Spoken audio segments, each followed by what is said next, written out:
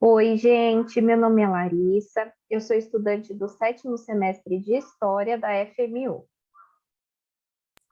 Olá a todos, me chamo Jonathan, sou estudante de História também do sétimo semestre da FMU. Sejam bem-vindos ao podcast 20 Minutos de História do Brasil. Esse podcast faz parte de um projeto que se chama Humanas e Manos, que foi criado pela nossa instituição de ensino para substituir o nosso estágio supervisionado, né? O estágio presencial em salas de aula, por conta da pandemia do novo coronavírus. Então, a gente está trabalhando, né, nesse projeto. Esse é o nono podcast de uma série de 20, e a gente convida vocês também a ouvir os podcasts anteriores, né, para conseguir entender melhor o contexto e como que nós chegamos até aqui. Esse podcast ele é direcionado para alunos do terceiro ano do ensino médio. Porém, se você ainda não chegou no terceiro ano do ensino médio, ou se você já concluiu seus estudos, você também é muito bem-vindo aqui com a gente. Bom, hoje nós vamos falar um pouco sobre a tortura que aconteceu no período ditatorial brasileiro e sobre a questão dos direitos humanos que foi muito infligida, né?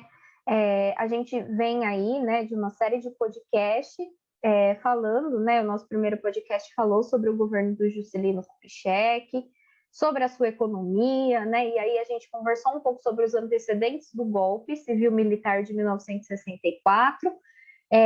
Ontem a gente falou um pouquinho como que se deu, né, esse governo com os dois primeiros presidentes militares que nós tivemos. E hoje a gente vai falar um pouco sobre a tortura, sobre a repressão, né, que as pessoas sofreram em momentos de resistência contra o governo ditatorial. Muito bem, Larissa. No nosso podcast de hoje, né, a gente vai se aprofundar um pouco mais nos órgãos institucionais que foram criados durante o período ditatorial, né, que houve é, uma grande produção de órgãos institucionais, ou ora oficiais, ora não oficiais, para agirem de forma repressiva, para agir de forma vigilante, né? Então, nesse momento, se desenvolve no Brasil um sistema de governo extremamente moderno, extremamente eficiente de vigilância, né? O Norberto Bobbio, ele chama de um governo invisível ou um criptogoverno, né? O que que seria esse criptogoverno? É um governo onde dispõe de uma série de órgãos de informação, né? Exército, Marinha, que fazem parte da CNI, né? Que é o Serviço Nacional de Informações, ou seja, são órgãos distintos, né? Que agem em diversos lugares, que recolhem todas as informações que eles podem de todo e qualquer suspeito, qualquer ação clandestina, qualquer ação, né, que possa lhe trazer promover alguma greve, alguma ação sindical, alguma ação comunista. Então, todos esses órgãos, eles agiam em conjunto, né, e centralizavam todas essas informações na CNI, na SNI, perdão. E a SNI, né, que é o Serviço Nacional de Informações, ele era responsável por filtrar todas as informações, né, e agir de forma rápida, de forma ágil, né, para bloquear e reprimir todo e qualquer tipo de ação contra o governo, né? Então a gente aí tá à frente de um governo extremamente moderno em questão de informação, questão de vigilância, e isso faz com que a ditadura no Brasil tenha uma eficiência muito grande, né? Uma eficiência não necessariamente em questão de mortes ou repressões, mas sim de controle populacional, né? Como assim? Com todos esses órgãos que te vigiam 24 horas por dia, né? O civil, ele se sente o tempo todo oprimido, ele se sente o tempo todo fiscalizado, Ameaçado. vigiado, ameaçado. Então, Isso faz com que também aquele civil que tenha qualquer ação, né, que queira promover qualquer ação contra o governo, ele pense 1000 vezes antes de dar qualquer passo. Então, o governo ele evitava uma série de movimentos pela vigilância e pela opressão, não necessariamente física, mas com essa pulga atrás da orelha. Opa, eu sei que se eu sair de casa a tal horário, eu fazer tal coisa, eu ter alguma ação suspeita, existem órgãos responsáveis ali me vigiando, mas também existem civis, né, amigos, familiares, que também estão me vigiando o tempo todo. Então, qualquer ação que eu tomar que venha trazer alguma suspeita, né, eles podem cair matando em cima de mim, literalmente. Né? Então, isso fazia com que muitas pessoas se reprimiam ainda mais. Então, é um governo, nesse sentido, extremamente eficiente na vigilância e na opressão, que também já é uma forma de ditadura, né? Uma forma de violência. Exatamente. Bom, e como a gente comentou no podcast anterior, né, a oposição era vista como uma inimiga da nação, né? E também a gente falou um pouquinho sobre as camadas, né, que apoiaram o golpe. E vale a gente, né, ressaltar aqui que a repressão ela demora, de certa forma, para chegar nas classes médias, né, na classe média brasileira, porque a ditadura dependia do apoio da classe média, né? Ela dependia desse apoio em massa. Então, num primeiro momento, você tinha uma repressão seletiva ali, né? Não que não existisse, né? Uma repressão, enfim, você tinha, só que ela era bem seletiva, assim, no que diz respeito à repressão, né? É um momento também que, se você era trabalhador, né, como eles diziam, um verdadeiro cidadão de bem, né? Se você tinha endereço fixo, trabalho e família, você era considerado o cidadão perfeito no molde que a ditadura realmente gostaria.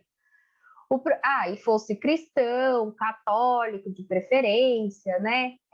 Enfim, né? Esse padrão do cidadão de bem, que até hoje ela ainda surge em alguns discursos aí que a gente escuta na política, né? Quando se trata um pouco do conservadorismo. Então, isso significa que se você estivesse desempregado, ou se você não tivesse uma moradia, né, uma residência, você era considerado um inimigo da nação brasileira.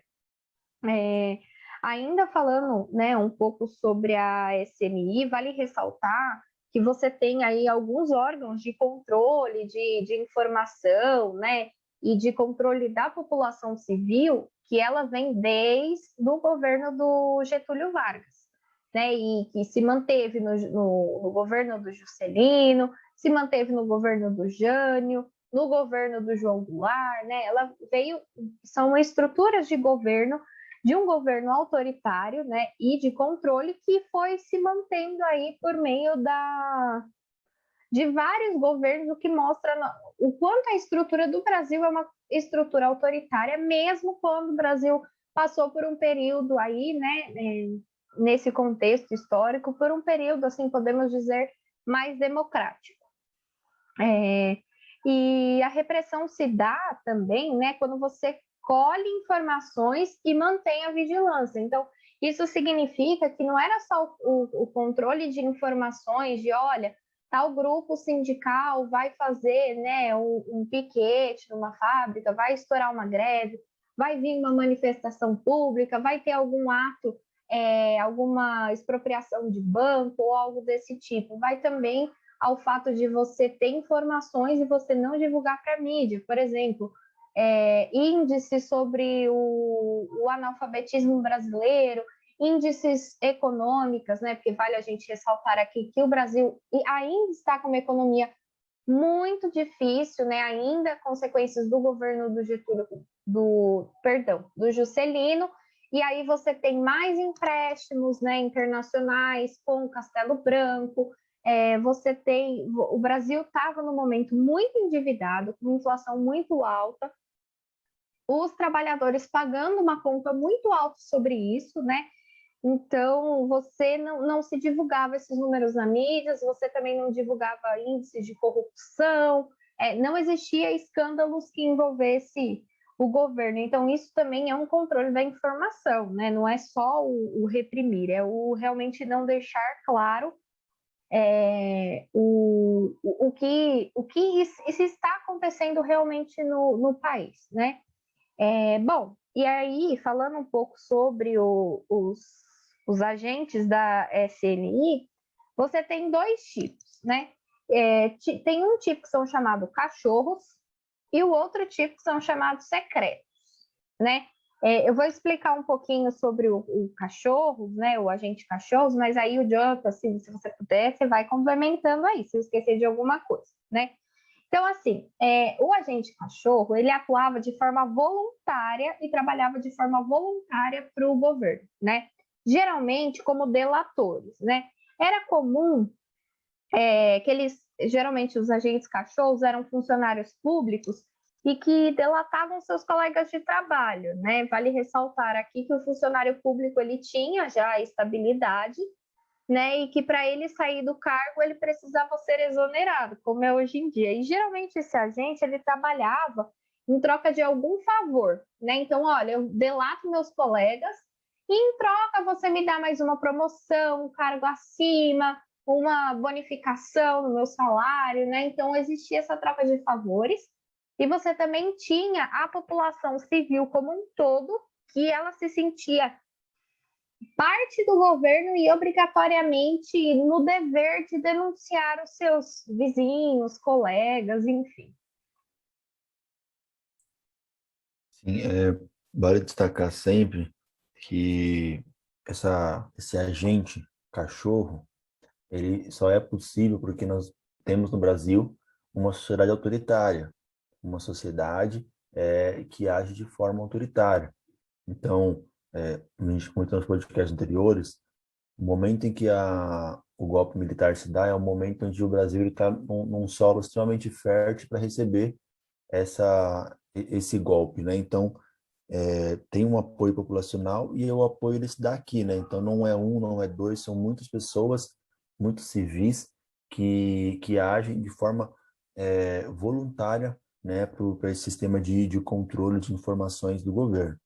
O segundo agente, né, como a Alessa destacou, são os secretos, né, que são de fato, como o próprio nome diz, agentes do governo, né? São oficiais, são treinados, são preparados para se infiltrarem, né, em grupos sindicais, em grupos grevistas, em grupos comunistas, em qualquer outro tipo de grupo que ameace a ordem pública, né? Então, já vai destacar que a criação da SNI foi feita pelo general aposentado, né, o Golbery do Couto e Silva, que ele se inspira no sistema de segurança da CIA, né?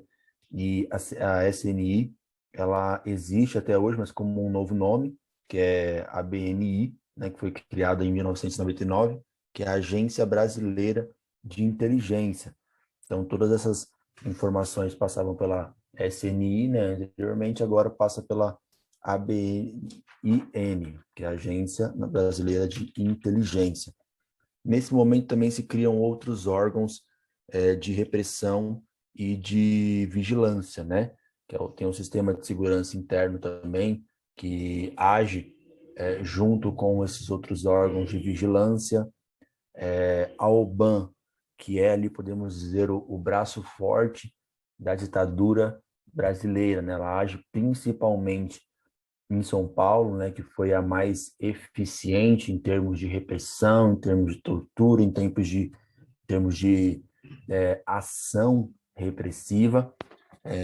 Vale dizer aqui, né, que a OBAN ela agia de forma clandestina. Como assim de forma clandestina, sendo um órgão do governo? Houve uma cerimônia, né? Houve toda uma regularização ali, um momento para oficializar ela, porém ela nunca foi oficializado burocraticamente falando, né? Então, administrativamente falando, ela nunca foi oficializada no governo. Então, eles agiam, podemos dizer assim, sem qualquer tipo de burocracia. E era isso que o governo queria, né? Um órgão que agisse sem necessidade do jurídico, né, ou do legislativo brasileiro. Então, eles ali eram o órgão mais repressor, o órgão mais violento, o órgão mais efetivo em termos de combate a qualquer ação que naquele momento era taxado como a ação contra a ordem pública, né? Um dos seus principais nomes é o Major Carlos Alberto Brilhante Ustra, né? Que foi até homenageado recentemente em um processo de impeachment, né? Da ex-presidenta Dilma. Então, nós podemos aqui deixar bem claro que ele foi O sendo administrador, né?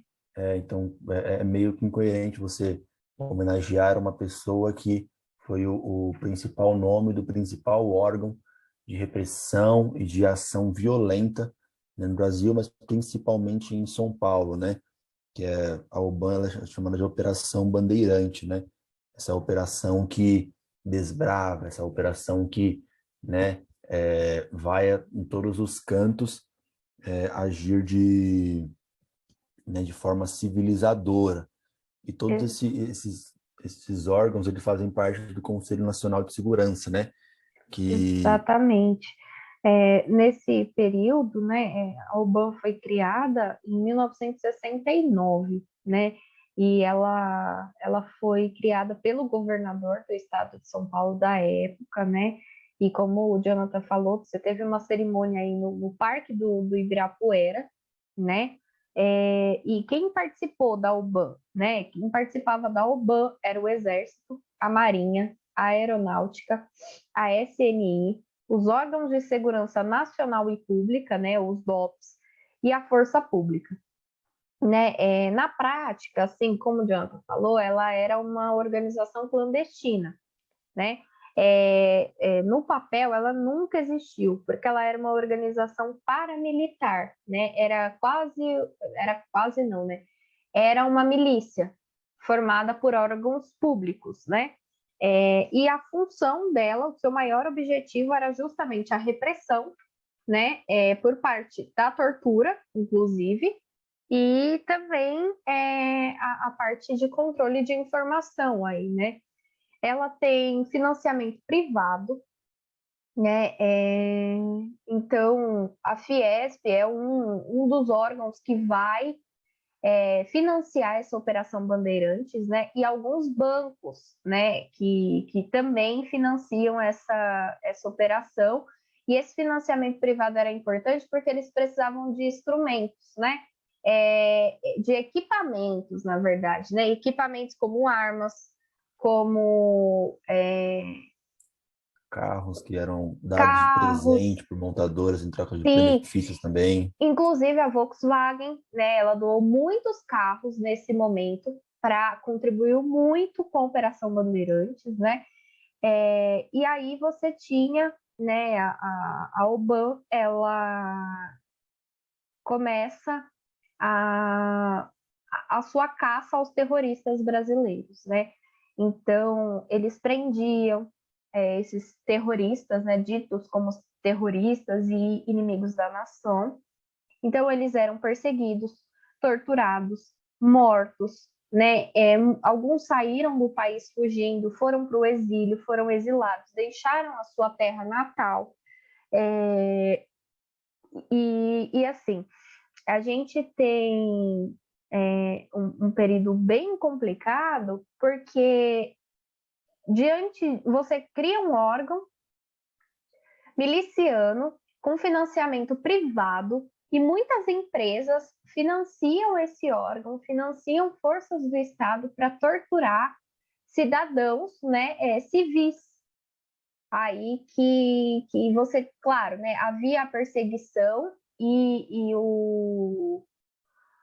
a repressão a grupos, né, tanto de guerrilhas urbanas, né, aqui na guerrilha urbana a gente tem um nome que é muito falado, né, atualmente, que é o Marighella, mas você também tem a população civil como um todo, né, em 68 foram proibidos todo e qualquer tipo de manifestação. Então, se você fosse em uma passeata ou em uma manifestação, você era considerado um terrorista, né? Então, aqui a gente tem algumas falas que até hoje, né? Ah, mas se a pessoa não tivesse saído de casa, ela não teria sido presa, não teria sido torturada, né? E atualmente a gente vê muito isso em algumas manifestações, né? De professores, algumas greves de professores, onde os professores são brutalmente agredidos, né? Pela força pública. E aí você escuta a população falando que, ah, mas se essa professora estivesse em casa, ela não teria sido agredida por esse policial. Então quer dizer que ela não pode lutar pelos direitos dela, né? E errado é realmente a vítima que foi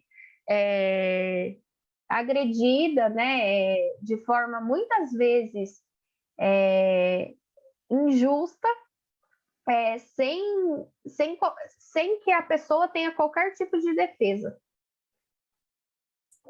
Sim, e com todos esses dados, nós podemos observar que no Brasil, nesse momento, foi institucionalizada de fato a ação da tortura, né? Então, ela não era mais algo discreto, não era mais algo seletivo, ele era de fato algo genérico e oficial, né? Isso era um projeto de governo, né? A questão da segurança, da ordem pública, né? Manter a ordem pública, controlar manifestações, greves, movimentos sindicais, comunistas, né? Todas as ações contra os inimigos da nação, né? Então, nós podemos aí ver que esses mecanismos de repressão e divulgação, né? Um dos mecanismos de divulgação era o IPS, que ele era extremamente efetivo, então eles construíam uma imagem muito boa em relação à ditadura naquele momento, né? Então, era tão bem feito esse sistema de divulgação e de repressão no Brasil, que tem essa ideia de que, como a Larissa bem pontuou, mas se ele tivesse saído com a carteira de trabalho de casa, se ele tivesse saído com o crachá da empresa na mão, se ele estivesse em casa antes das 10 da noite, mas se ele não falasse com aquele amigo dele, que ele conhece há muitos anos, mas que faz parte do sindicato, ele não teria sido preso junto com ele. Mas, sabe, são esses discursos em prol de defender essas ações e que também legitima essas ações de repressão do governo. Então, o governo se sente muito confortável de criar esses órgãos, ora oficial, ora não oficial, e agirem de forma realmente abusiva e sem qualquer detalhe, sem se questionar, né? A gente faz isso mesmo? Não, vamos fazer e ponto. Né? Isso é tão presente nesse momento que muitos ideólogos da ditadura, responsáveis, né, por criarem esses órgãos, eles criam a lei de anistia um pouco antes do fim da ditadura e se anistiam, né, eles saem do Brasil e culpam os seus subalternos, né, de que não, eles agiram autonomamente, eu não tinha conhecimento dessas ações de tortura, eu não fiz parte disso. E muitos desses agentes também que agiam na prática da tortura também foram anistiados. Então, muitos saíram sem qualquer tipo de julgamento, sem qualquer tipo de ação contra eles, né? Então, foi tão bem feito que eles fizeram como queriam naquele momento, e ainda conseguiram sair sem nenhum tipo de consequência, podemos dizer assim. Exatamente, né? O Brasil foi um país que conseguiu inocentar todos os seus torturadores e carrascos, né? E só para a gente já ir fechando esse podcast, mas que a gente vai dar continuidade nesse assunto no próximo podcast, porque é um assunto muito extenso, né? O Brasil já tinha os DOPS, né? Que foi criado no governo do Getúlio. O DOPS ele cuidava da parte mais administrativa, né? Inclusive o próprio Memorial da Resistência que a gente tem aqui em São Paulo, ele foi feito no prédio do DOPS. Então ali você tinha, o DOPS era uma estrutura legal, né? Institucionalizada pelo Estado, que ali você cuidava da parte administrativa, de colher depoimentos e tudo mais. Porém, foram criados os doicodes, né? Esses doicodes têm origem na OBAN, na Operação Bandeirante, e o mais eficiente de todos os doicodes era o doicode paulista, o aqui de São Paulo, né? Que inclusive era administrado pelo USTRA e foi uma das unidades mais violentas, né? E no que diz respeito à tortura, repressão, desaparecimento de pessoas, foi a que se mais teve eficiência nesse quesito, né? Então, a chance de você entrar num doicode, né, como um preso ou para prestar um depoimento e simplesmente desaparecer era muito grande, né? Então, morrer no doicode era inadmissível, né?